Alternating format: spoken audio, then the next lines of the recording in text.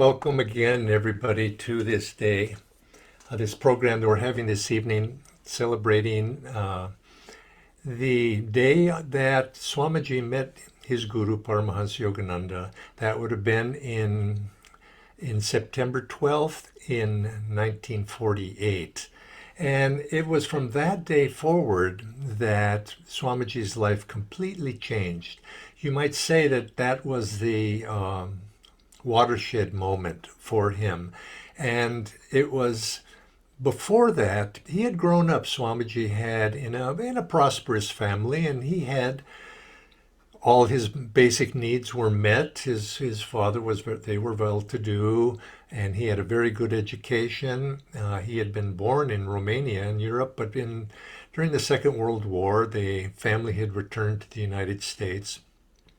His father was a geologist, but the war drove them back to the USA, and he went to school there and grew up and graduated and went to college. And yet there was a deep dissatisfaction within him.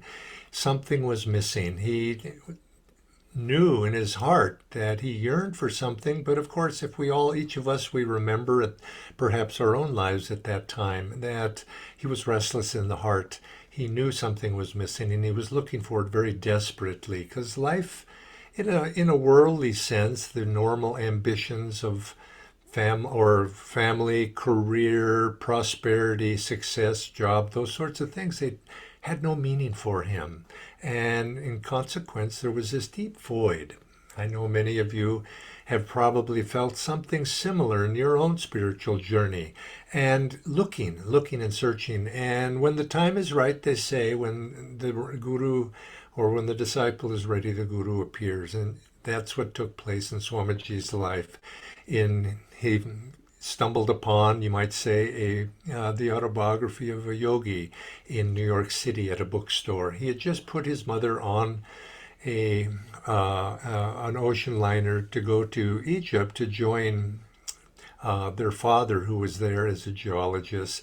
And with her departure, he came upon the autobiography of a yogi in a bookstore. And of course, he opened it up first, as the story goes, and he looked in there and he saw that it was dedicated. And the American edition, it says a dedication to Luther Burbank, an American saint. And Swami scoffed at that, because not only was he somewhat at a loss, he was also had somewhat he was in a very intellectually inclined, and perhaps there was a little bit of cynicism in his approach to religion, because what he had grown up in a Christian church, but it didn't offer him anything. And so he saw this writing there dedicated to an American saint, and he said, that's ridiculous. There can't possibly be an American saint, Luther Burbank for sure. And he put the book down. But after walking out of the bookstore, he reflected. There was something about that book. There was something about perhaps the cover of the book, the face on the book, the picture of Master, whatever it was. He felt there was something. And he thought in his mind, well, I was looking for something, and I saw that book, and it seemed interesting. Maybe I ought to give it a try. And he went back and he purchased that book. And with that purchase, Swamiji's life changed. He said he read that book cover to cover practically over a matter of a couple of days. And he would often say that he said he took the next available bus to Los Angeles, which was 3,000 miles away. Now, whether it was literally the next bus or not, I don't know. But very quickly, you could imagine within a day or two, he was on that bus traveling 3 or 4 days across the country to Los Angeles, where he met his guru, Paramahansa Yogananda. And Master met him, invited him, agreed to speak to him, and he said something very interesting. He's to Swamiji at that meeting.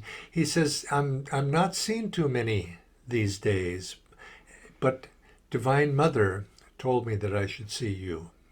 And how can I help you? What can I do for you? And Swamiji said those words that would change his life completely, 180 degrees difference. He said, I want to be your disciple. And that marked the beginning of his life as a spiritual devotee. You could say it was the mark of his spiritual birth at that point of wanting to be the disciple. Now, did he really know what it meant to be a disciple at that point? I don't think so. But what was it? Something drew him. He felt something. There was something special about that. And you could say that it was perhaps awakened memories from past lives, but all of a sudden there was a clarity in his mind, and he said, Master didn't answer immediately, but and so during that time, of course, Swamiji was praying very deeply, desperately, you could say. He was saying, you must accept me in his mind. And I know when Swamiji would sometimes relate this story, he would say, and tears would start to come to his eyes, you must accept me. And Master told him, he says, I'm not accepting very many these days, but because Divine Mother told me to see you, he accepted him as his disciple. And from there, as I said, his life changed. And from that day forward, you could say that Master, his guru, became the pole star of his life. And Master, this moment represents something, you could say, very important for each of us. Not just the Swamiji, of course, in his discipleship, but the principle that is behind that discipleship. And as we read in the autobiography of a yogi, Master starts his autobiography with those words, the characteristic features of Indian culture have long been a search for ultimate verities and a concomitant disciple-guru relationship. And I've often noticed, that you notice how Master puts it, disciple-guru relationship, not guru-disciple relationship. And I was thinking about this in the days leading up to today, this evening's program. And we know every summertime, monsoon season, that time in India, there's the annual day dedicated to the Guru, Guru Purnima. It's celebrated on the full moon of the lunar month of Ashada, and June, July, about there. And there's a day dedicated to the Guru, to the principle. Now it's dedicated to our individual Guru, of course, but it's more than just to the individual. And we celebrate it, of course, we remember the Guru, our Guru Paramahansa Yogananda. But it also, when we speak on that topic, it's to our particular personal Guru, but it's also to the principle of the Guru. Now, I'm not familiar with all of the festival days in America or in India, but I don't remember an equivalent day in honor of the disciple, because the Master highlights that the one of the characteristics that has sustained Indian culture throughout the millennia is this disciple-guru relationship. And why don't we also have a day for the disciple? And of course, in our tradition, in the tradition of Ananda Sangha, that is today. And it's a day when Swami said, I want to be your disciple. But he said those words for himself personally, but I think because of those of us who are participants of Ananda Sangha, feel ourselves to be Ananda Sanghas, he said it on behalf of all of us. It was in that moment, when we become the disciple, it shaped his entire life from that moment forward. But it also, in a sense, he was speaking on our behalf. So this day is not only about Swamiji's life, it's also about the principle and the importance of disciple. And it calls each of us to reflect on our own discipleship.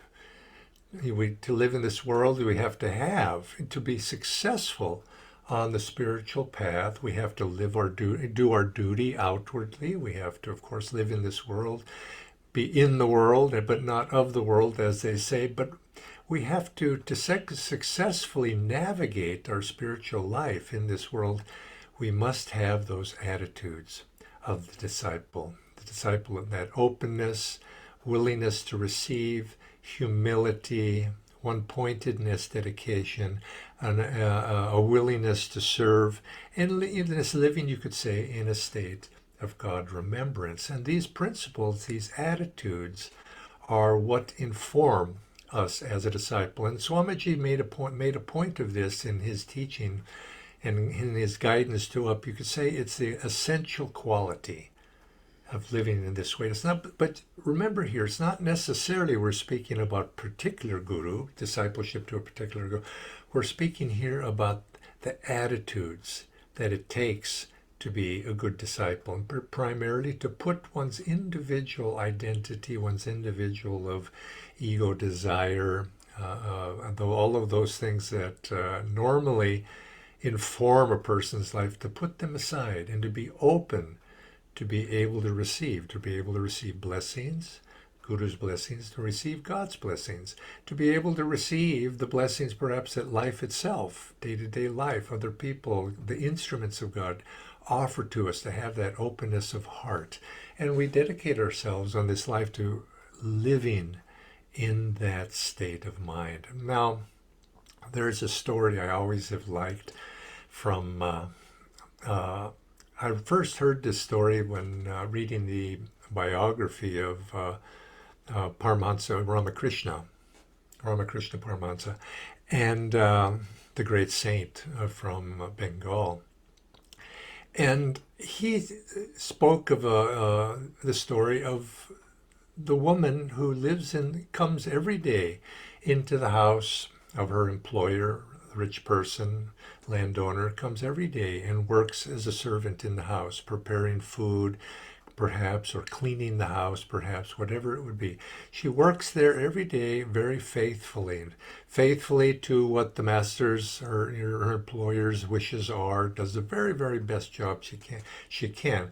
But yet, her heart is always home in the village where her family is, her husband, her children, and as well as she does her job, her heart is there. In a sense, I've always appreciated that story because it, you might say, is the expression of the life of the devotee. The life of the devotee, that we live in, we serve, we do that which is needed to be done, we do our duties as best as we can, but yet in the back of our mind, we're living in, it's God that we remember. It's God, waking, eating, serving, meditating, chanting, divinely loving, as Master's poem goes. Our heart, our song, mind continually sings God. Or in the case where we see God as or you could say the Guru is representative of that divine mother, of that divine presence, we think Om Guru, Om Guru, Om Guru. And our mind is there, but it's not a substitute for doing our duty. And we have to understand is that we have to do our duty, but yet at the same time, we also do it in the consciousness of God, consciousness of doing it as an instrument of the divine, or perhaps an instrument of the Guru. Guru, guide me in everything that I do. And and Swamiji understood that his service as a disciple would be his road to freedom. His service in serving his Guru, Paramahansa Yogananda, that would be ultimately what would free him. And he always had that. In my experience, I lived with Swamiji 1968. I met him till his passing in 2013. Not always was I in his physical presence. Oftentimes he would be elsewhere. I was mostly either at Ananda village when he was there, or here in India in latter years and latter parts of his life. But that was what I noticed in his life. He was there, right there, hugely engaged. He was a man of tremendous willpower. But on some sense, I always had the sense that he was not there completely. I saw him as a very, very, you might say, impersonal. He was not, and now that doesn't mean he was not friendly and engaged and doing what was appropriate, but there was always something about him that was really not there now in that personal sense. Now you could say other people perhaps didn't have that experience, but that was my experience.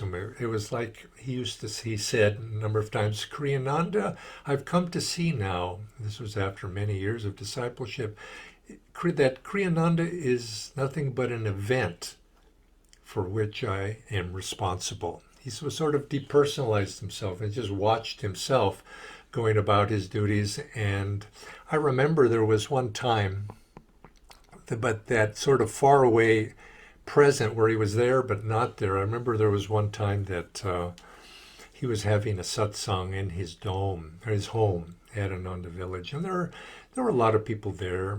Oh, I don't know, 20, 30 people there. And it was a worldly, in my mind at least, it was kind of a worldly attitude toward it because people were joking and laughing and it's just very outward in that way. But I happened to be in a bit of a reserved mood, you might say.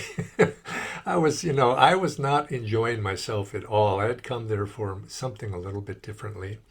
And I wanted it to be a little bit more inwardly. And Swamiji was there. He was listening. He was engaged. And I remember having this in my mind. I was thinking, why are all these people acting this way? I mean, it was just, and I was grumpy, I guess you could say.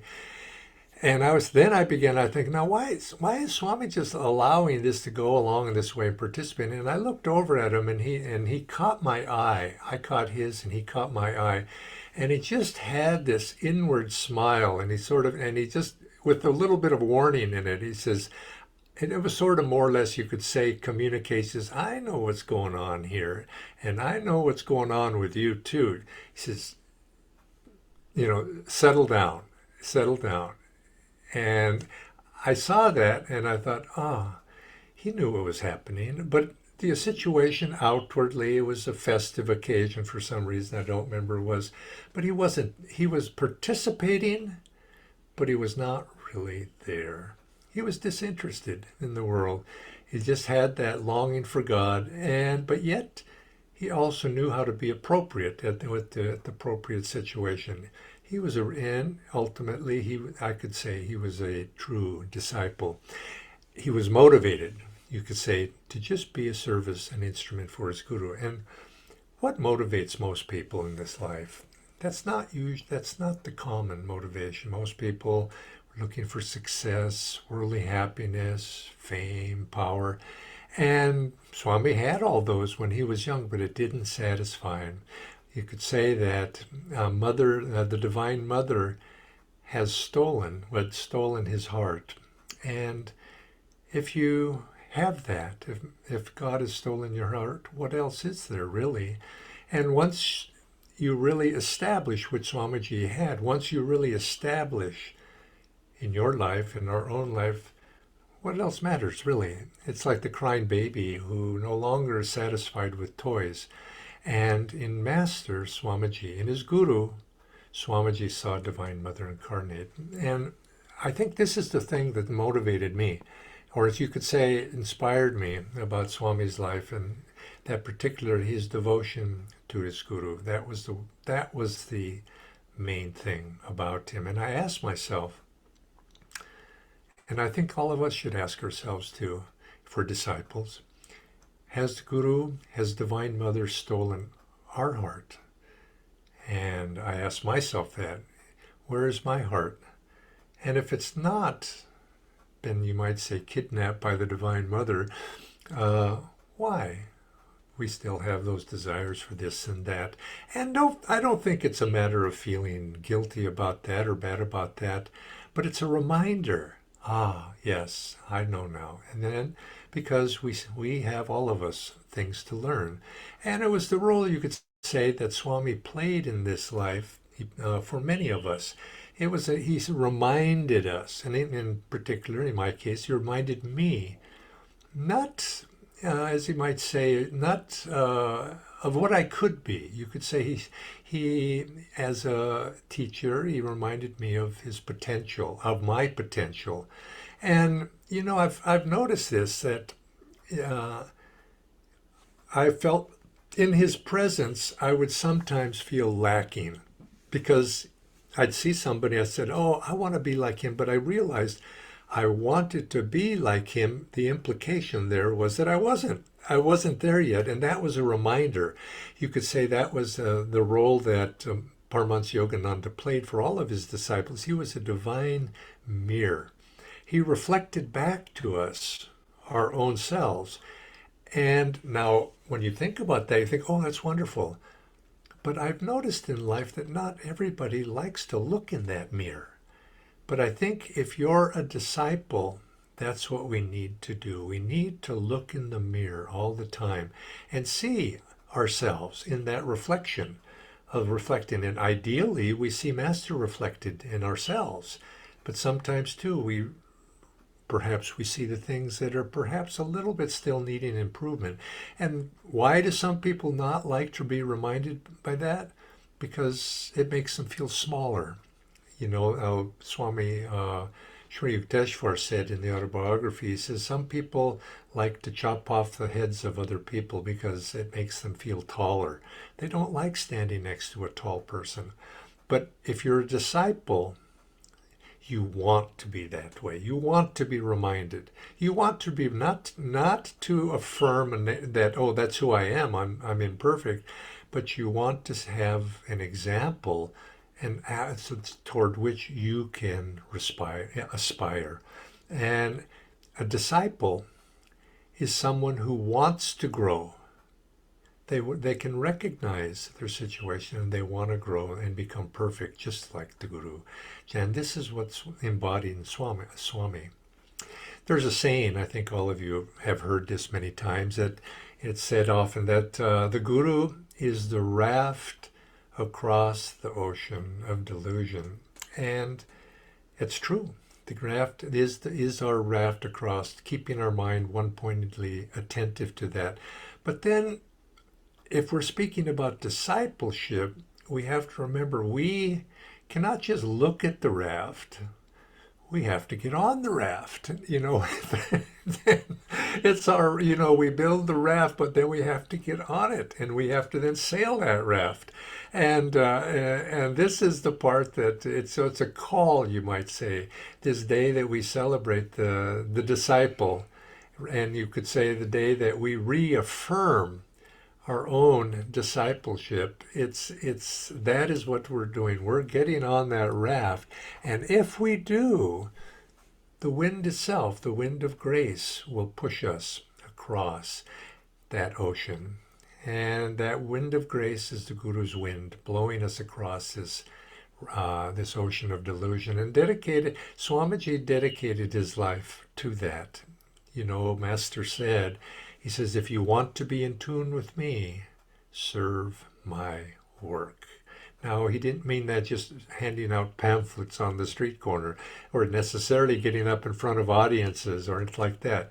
But in our heart, be a channel, in other words, for the Guru's work, which is the Guru itself. And so consequently, each of us, that's the call that is being made to each of us to try in our life to be a channel for the Guru, because there's a responsibility. If we become disciples, it's not an idle thing. In the grocery store, how you behave, you're behaving as a disciple. If your interaction with your family, your interaction with the world around you, the performance of your duties, how you do these, you're representing your Guru. And this is in everything we do. To the degree we keep that foremost, waking, eating, serving, Om Guru, then we find that we take on the attunement, we draw that grace. And discipleship to our Guru also becomes our pole star, just as it was for Swamiji. What does the Guru want? What did he mean when he said something? We can't just parrot it. We have to understand what was being said. How can I be better? How can I be in tune? How can I better serve? Everything we do should be seen in that light toward that end, to be able to say, as Swamiji did toward the end of his life, he said, I no longer know where Swami Kriyananda ends And my guru, Paramahansa Yogananda, the attunement through that life of service. As a disciple, we realize that the guru is with us all the time. And remember, I would close with this, that Swamiji would say this often and often again. And he said, the great ones come again and again. And the great ones come not to show us how great they were, but to show us how great we could be. So today we honor Swamiji as a disciple, but as a disciple, all of us, Swamiji, and with using him as our example, all of us, our discipleship to our master, we remember and honor the disciple, great disciple like Swamiji, but also as disciples, we honor our great gurus, Paramahansa Yogananda. His love for his guru, our love for our guru. His desire to share that love with others, may that be our desire also, the desire to share that love, to serve, and to be constantly, to the degree that we're able, to act as disciples, to be instruments of the Master, as what discipleship means. And let's take that inspiration and give it to whatever degree we can. Let's give that expression in our lives also.